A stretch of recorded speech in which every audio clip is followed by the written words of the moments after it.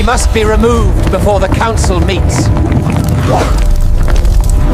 The Emperor suspects nothing. You know, some stories feel like they're just part of our DNA, and this is one of them. A tale that's been told for, 3,000 years? It's etched into the very bedrock of our culture. It's the story of a hero, a man with the strength of a god, and the one woman who brought him crashing down. For generations, if you said the name Delilah, it meant one thing: betrayal. But what if there's more to it? Tonight, we're going to peel back the layers of legend to investigate the history behind the myth and try to find the real story of Delilah. And it all really comes down to this one line. These are the words that sealed a hero's fate. It's not a general's command or a king's decree.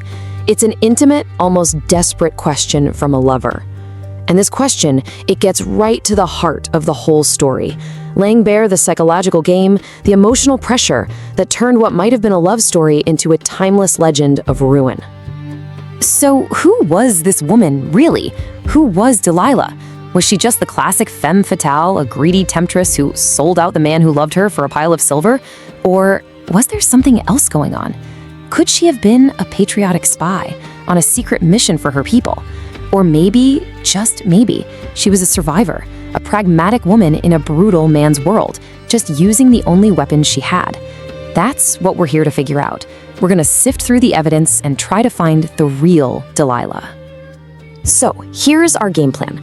First, we'll look at the story as it's always been told, the official record from the Bible. Then, we're gonna jump in a time machine and explore the volatile world they actually lived in. After that, we need to understand the hero, Samson, and the sacred vow that gave him his power. Only then can we really turn our investigation onto Delilah and her motives. And finally, we'll dig into the deep, symbolic myths hidden in the tale and look at some stunning archaeological evidence that might just anchor this ancient story in the real world. Okay, so let's start with the basics, the account from the book of Judges. This is the story most of us know. You've got Samson, this champion of the Israelites who's got superhuman strength. He falls hard for a woman named Delilah from a place called the Valley of Sorek. Well, Samson's lifelong enemies, the Philistines, see this as their golden opportunity. They go to Delilah with an absolutely mind-blowing bribe, and just like that, the stage is set for one of the most famous betrayals in history. What's really crucial here is that this wasn't a one-and-done deal. Delilah's persistence is key. This was a slow, methodical, psychological campaign.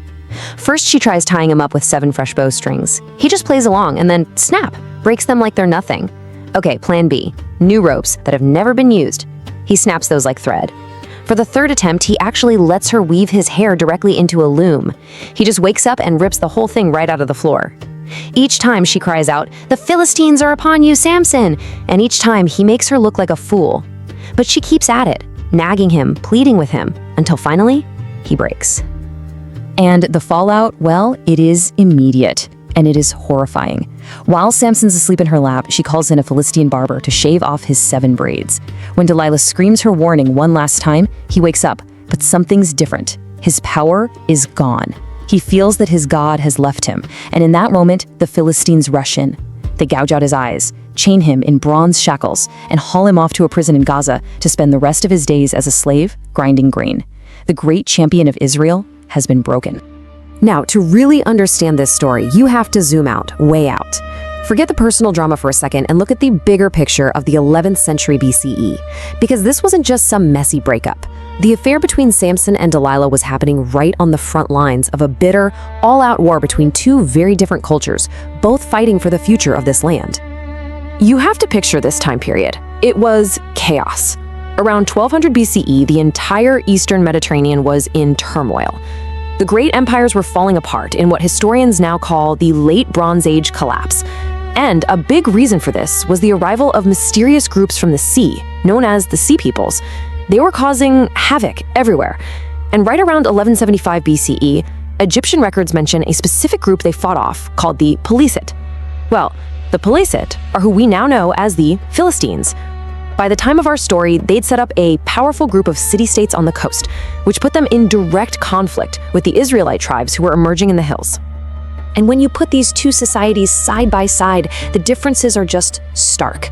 The Israelites were basically a loose confederacy of tribes living up in the hills. The Philistines, on the other hand, were a sophisticated, urban people, likely with roots in the Aegean. They had this powerful league of 5 major city-states. But here's the real kicker. The Philistines had a monopoly on iron technology. They knew how to forge iron weapons. The Israelites were still stuck in the Bronze Age. This gave the Philistines a massive military advantage. This wasn't just a border dispute, it was a culture war. And this is so important.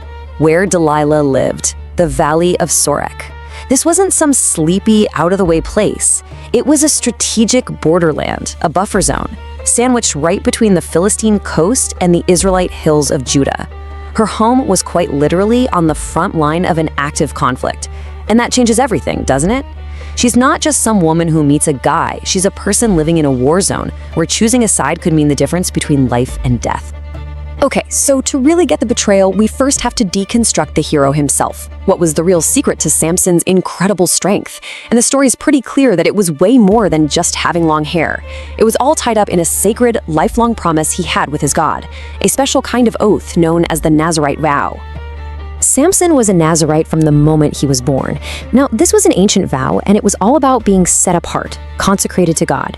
It boiled down to 3 main rules. Number 1, no wine, no grapes, nothing from the grapevine. Number 2, no touching dead bodies, to stay ritually pure. And number 3, the most famous one, no cutting your hair. Now, the hair itself wasn't magical. Think of it more like a symbol. It was the outward sign of his inner vow and the divine power that came with it. His strength wasn't in his hair, it was in the covenant that his hair represented.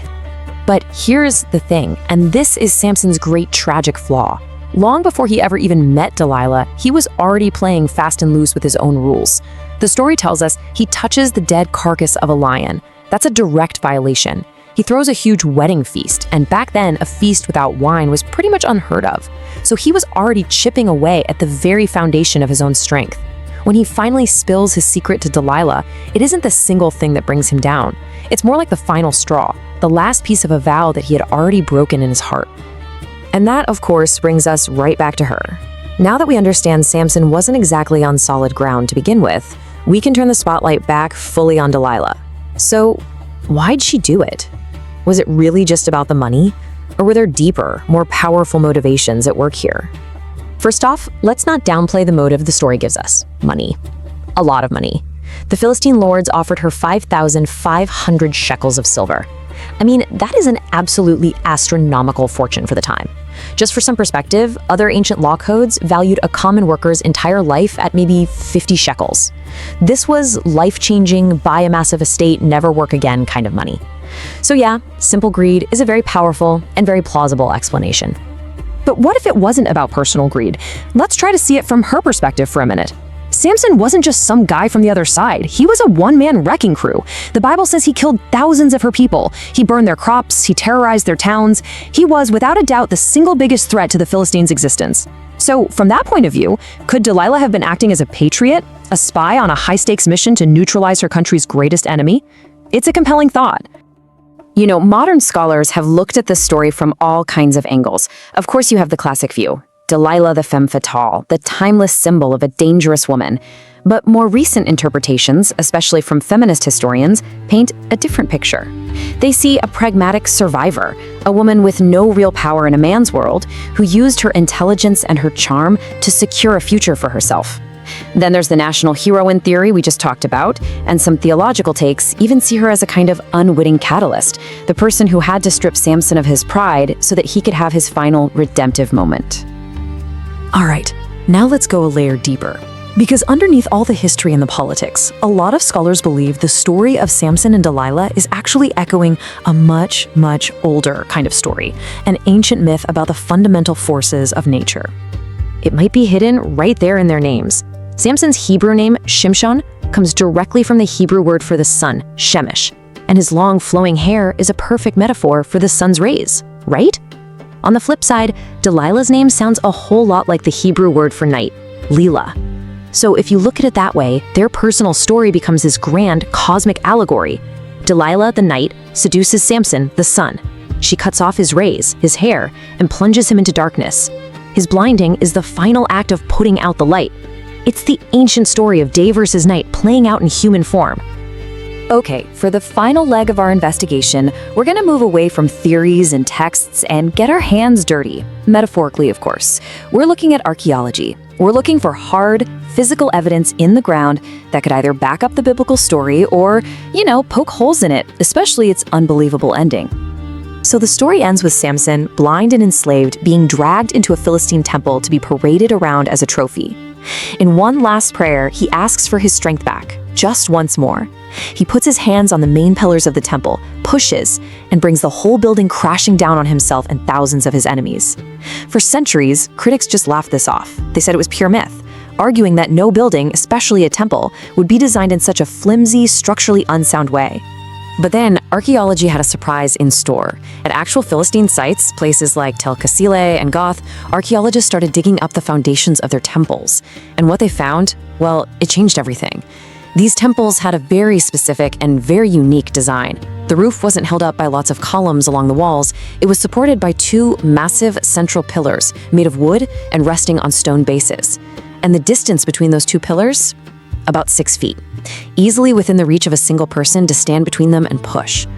All of a sudden, the impossible story had a perfectly plausible architectural blueprint.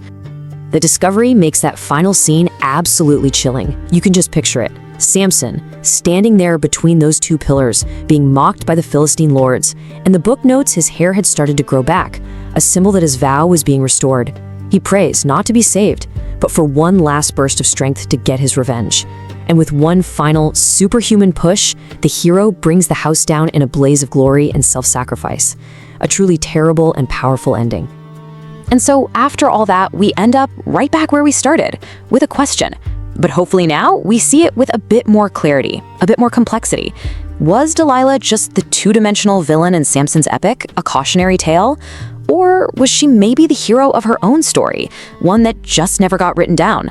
A complex woman caught in the crossfire of empires, gods, and her own desperate struggle to survive. The official history doesn't say. And that leaves her true story as one of the most fascinating and enduring mysteries we have.